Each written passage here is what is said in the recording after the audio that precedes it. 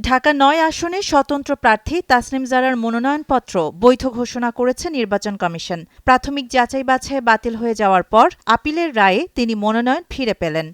শনিবার নির্বাচন কমিশনের অডিটোরিয়ামে অনুষ্ঠিত আপিল শুনানিতে তার মনোনয়ন বৈধ ঘোষণা করেন কমিশন। এ সময় প্রধান নির্বাচন কমিশনার সহ অন্যান্য কমিশনার উপস্থিত ছিলেন। গত ৩ জানুয়ারি তাসনিম জারার মনোনয়নপত্র বাতিল করা হয়। পরে ৫ জানুয়ারি বিকেলে ইসিতে গিয়ে আপিল জমা দেন ঢাকা ৯ আসনের স্বতন্ত্র প্রার্থী ডাক্তার তাসনিম জারা। এর আগে এনসিপির জ্যেষ্ঠ যুগ্ম সদস্য সচিব পদ থেকে পদত্যাগ করেন তিনি।